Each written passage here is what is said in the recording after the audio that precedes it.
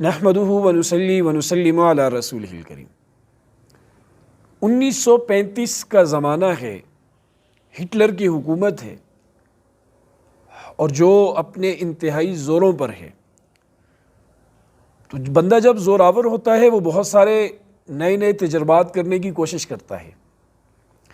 Hitler نے جرمنی میں اپنے پادریوں کو، چرچ کے جتنے بھی منتظمین تھے، انہیں کہا کہ ہم دیکھتے ہیں کہ یہ جو بائبل ہے، انجیل ہے، اس کے بارے میں لوگ یہ کہتے ہیں کہ اس میں تحریف ہے، اس کا مضمون باقی نہیں رہا، آیا یہ سچ ہے یا نہیں، اس کو دیکھتے ہیں، پرکھتے ہیں۔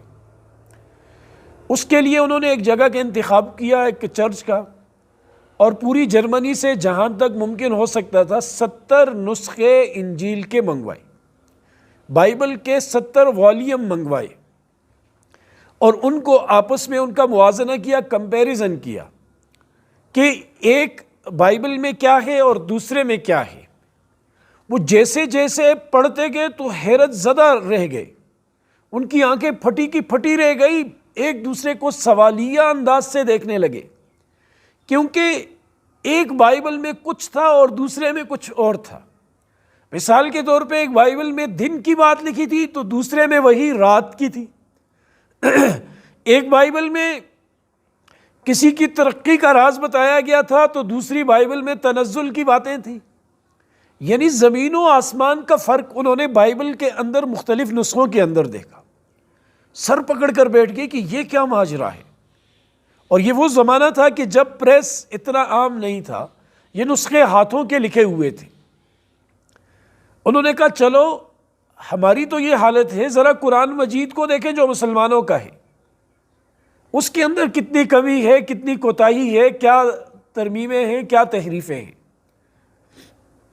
بائبل کے تو انہوں نے 70 والیوم نسخے منگوائے تھے، قرآن مجید کے پورے علاقے سے 40,000 نسخے منگوائے۔ تو شروع کیا الحمد سے لے کر والناس تک، ہزاروں نسخے پڑھ لیے، 40,000 کے 40,000 نسخے پڑھ لیے، ایک زبر کا فرق نہ ملا، ایک لفظ کا کوئی فرق سامنے نہ آیا، یعنی تمام کے تمام بالکل ایک جیسے۔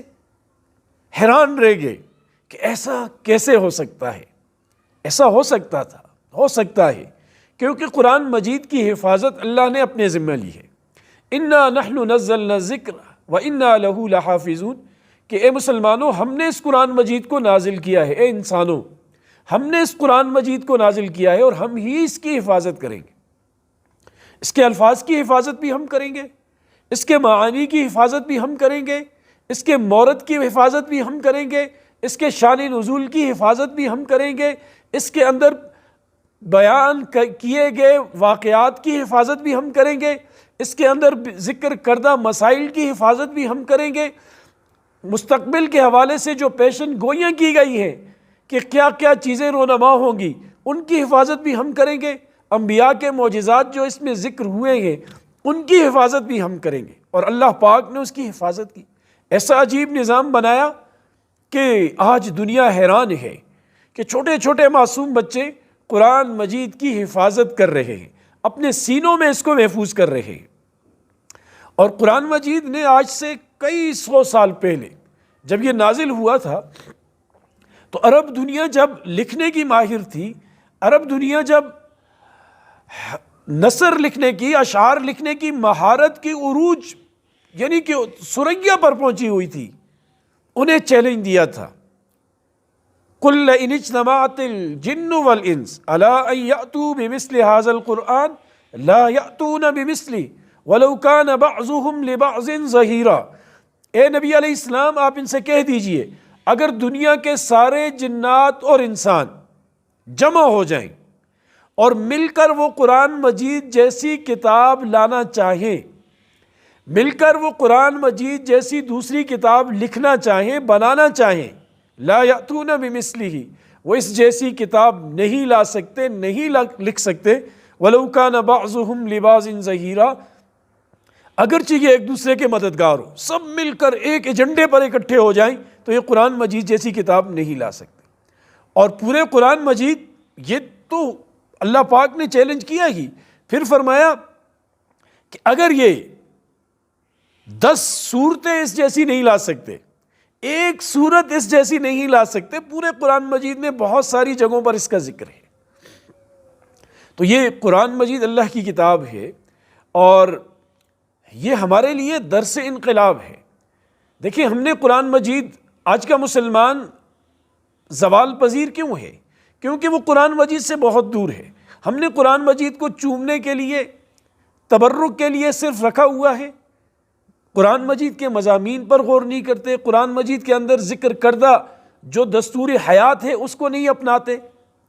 جس طرح کوئی میڈیکل کا اسٹوڈنٹ میڈیکل کی کتابیں چومتا رہے اور رکھتا رہے، اس کے اندر میڈیکل کا علم نہیں آئے گا، اس کے اندر میڈیکل کی روشنی علم کی وہ نہیں پہنچے گی، ایسے ہی قرآن مجید کے چومنے سے قرآن مجید کی نورانیت اندر نہیں آ سکتی۔ قرآن مجید کا مقصد انسان کی زندگی میں نہیں آ سکتا، اس کے لیے اس کو پڑھنا ہے، اس کو سمجھنا ہے۔ ہمارے ہاں تو مسلمانوں کی اکثریت ایسی ہے جو صرف پڑھ سکتی ہے، جنہیں پتہ ہی نہیں ہم اپنے خدا سے کیا کہہ رہے ہیں۔ یعنی الف لام میم ذالک الکتاب لا ریب فیہ، اس کا ترجمہ نہیں آتا۔ مفاہیم اور معانی اور مطالب تو بہت دور کی بات ہے۔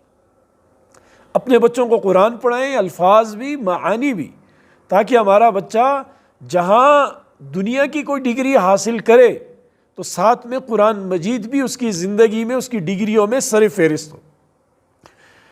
اس کی شعبہ ہائے زندگی میں قرآن مجید اس کا رہنما بنے، اس کو راستہ دکھائے، اسے بہکنے سے بچائے، اسے اپنے نبی کے ساتھ وابستہ رکھے، اسے پتہ چلے کہ ہمارا پیدا کرنے والا کون ہے، وہ اللہ کون ہے، آخرت کی زندگی کا پتہ چلے کہ مرنے کے بعد بھی کوئی زندگی ہے۔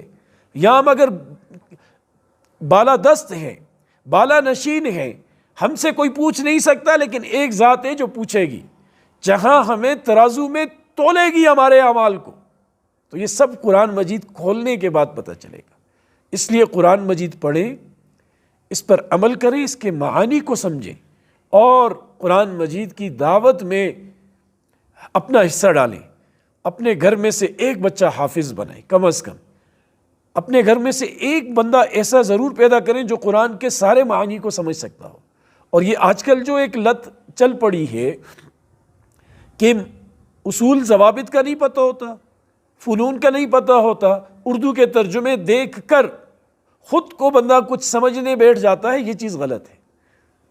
صرف ترجمہ پڑھنے سے انسان نہیں سیکھ سکتا، اس کے اصول و ضوابط سکھائیں، بہترین استاد مقرر کریں تاکہ وہ آپ کے بچوں کو، آپ کو قرآن مجید کی صحیح رہنمائی کر سکے۔ اللہ پاک مجھے آپ کو عمل کرنے کی توفیق نصیب فرمائے۔